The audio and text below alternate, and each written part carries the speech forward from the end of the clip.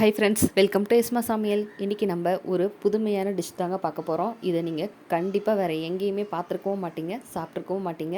இது எப்படி செய்யலான்னு பார்க்குறதுக்கு முன்னாடி நீங்கள் இது வரைக்கும் நம்மளோட சேனலை சப்ஸ்கிரைப் பண்ணலைன்னா சப்ஸ்கிரைப் பண்ணிவிட்டு பக்கத்தில் இருக்க பெல் ஐக்கானை கிளிக் பண்ணி அப்படியே ஆளுங்கிற ஆப்ஷனை கிளிக் பண்ணிடுங்க. அப்போ தான் நாங்கள் போகிற எல்லா வீடியோஸும் உங்களுக்கு உடனுக்குடனே நோட்டிஃபிகேஷனாக வரும். வாங்க வீடியோக்குள்ளே போகலாம். கடாயில் கொஞ்சமாக ஆயில் ஊற்றிருக்கேங்க. ஆயில் நல்லா காஞ்சதுக்கு அப்புறமா ஒரு 3 டேபிள் ஸ்பூன் அளவுக்கு இஞ்சி பூண்டு பேஸ்ட்டு சேர்த்துக்கலாம். இஞ்சி பூண்டு மட்டும் சேர்த்தா போதுங்க. இது கூட நம்ம எந்த ஒரு மசாலா ஐட்டம்ஸும் சேர்த்த வேணாம். நம்ம இஞ்சி பூண்டு நல்லா வதங்கினதுக்கு அப்புறமா கொஞ்சமாக கொத்தமல்லி தழை, புதினா தழை, கருவேப்பிலை, 3 பச்சை மிளகாய் எடுத்து வச்சுருக்கோம். இதையும் எண்ணெயிலையும் போட்டு நல்லா வணக்கிக்க போகிறோம். இப்போது இஞ்சி பூண்டு நல்லா வதங்கினதுக்கு அப்புறமா நம்ம எடுத்து வச்ச கருவேப்பிலை, கொத்தமல்லி, பச்சை மிளகா, புதினா எல்லாத்தையும் சேர்த்து எண்ணெயிலே வதக்கிக்கலாம். இது வதக்கும் போது நல்ல ஒரு ஃப்ளேவர் கிடைக்குங்க. இது கொஞ்சம் நேரம் நல்லா எண்ணெயில் வதங்கினதுக்கு அப்புறமா 2 தக்காளி, ஒரு பெரிய வெங்காயம், அரை எலுமிச்சைப்பழம் எடுத்து வச்சுருக்கோம். இதையும் இப்போது சேர்த்துக்கலாம். தக்காளி வெங்காயம் சேர்த்துனதுக்கு அப்புறமா நம்ம எடுத்து வச்ச எலுமிச்சைப்பழத்தை இதிலே பிழிஞ்சு விட்டுக்கலாம். பாருங்கள், இந்த அளவுக்கு எலுமிச்சைப்பழம் இருந்தால் போதும். இது 1 கிலோ கறிக்கான அளவு. இப்போ இதை நல்லா பிழிஞ்சு விட்டதுக்கு அப்புறமா கொஞ்ச நேரம் வெங்காயத்தையும் தக்காளியும் வணக்கி விட்டுக்கலாம்.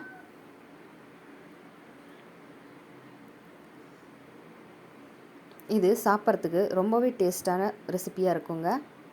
இப்போது தக்காளி வெங்காயம் வதங்கிறதுக்காக கொஞ்சமாக மஞ்சத்தூள் சேர்த்துக்கலாம். இது குட்டி ஸ்பூனுங்கிறதுனால 1 ஸ்பூன் எடுத்துருக்கோம். நீங்கள் சேர்த்தும்போது 1/4 ஸ்பூனுக்கு மேலே கொஞ்சமாக சேர்த்திங்கன்னா போதுமானதாக இருக்கும்.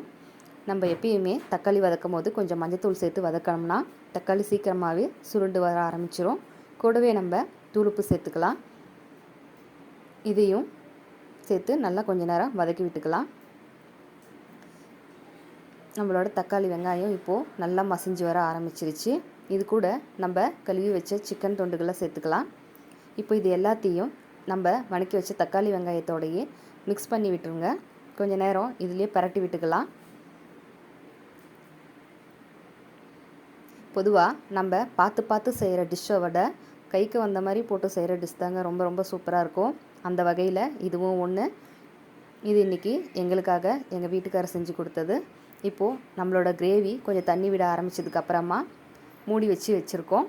இது கறி ஒரு 1/2 குக் ஆனதுக்கப்புறமா 3 டேபிள் ஸ்பூன் அளவுக்கு குழம்பு மசாலா பொடி அரைச்சி வச்சுருக்கோம். அதையும் சேர்த்துக்கலாம்.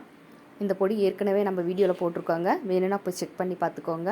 வெஜ் அண்ட் நான்வெஜ்ஜுக்கு ரொம்பவே சூப்பரான ரெசிபியாக இருக்கும். இப்போது மசாலா பொடியோட பச்சை வாசம் போகிற வரைக்கும் கிளற போகிறோம்.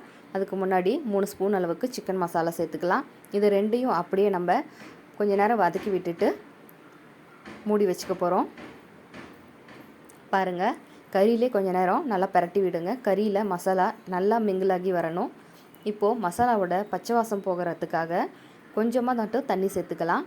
அதாவது ஒரு 1/2 டம்ளருக்கும் கம்மியாக மட்டும் தண்ணி சேர்த்துக்கலாம். ஏன்னா சிக்கனே கொஞ்சம் தண்ணி விட ஆரம்பிக்கும்.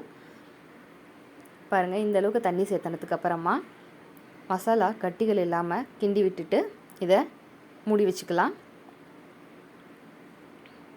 இப்போது கறி ஓரளவுக்கு வெந்து நல்லா எண்ணெய் தெளிஞ்சு வர ஆரம்பிச்சிருச்சு. இப்போது அரை மூடி அளவுக்கு மட்டும் தேங்காவை அரைச்சி வச்சுருக்கோம். அதையும் இதில் சேர்த்துக்கலாம். தேங்காய் சேர்த்தனதுக்கு அப்புறமா கொஞ்ச நேரம் மட்டும் கொதி விட்டு இறக்கி வச்சுக்கலாங்க. இது ரொம்ப ரொம்ப வித்தியாசமான டேஸ்ட்டில் சாப்பிடவே அட்டகாசமாக இருந்துச்சு. கண்டிப்பாக நம்ம ட்ரை பண்ணி பார்க்க வேண்டிய ஒரு ரெசிபி. பாருங்கள், சிக்கன் கிரேவி சூப்பராக ரெடி ஆகிடுச்சு. சாப்பிட்றதுக்கு ரொம்ப ரொம்ப சூப்பராக இருந்துச்சுங்க. இது டிஃபன் மட்டும் சாப்பாடுக்கு நம்மளோட சிக்கன் பிரியாணி, மட்டன் பிரியாணின்னு எது கூட வேணால் வச்சு சாப்பிட்லாம். நீங்களும் கண்டிப்பாக உங்கள் வீட்டில் ஒரு முறை ட்ரை பண்ணி பார்த்துட்டு உங்களோட கமெண்ட்ஸை எங்களுக்கு மறக்காமல் ஷேர் பண்ணுங்கள். இந்த வீடியோ உங்களுக்கு பிடிச்சிருந்ததுன்னா லைக், ஷேர், சப்ஸ்கிரைப் பண்ணுங்கள். தேங்க்ஸ் ஃபார் வாட்சிங் மை வீடியோ.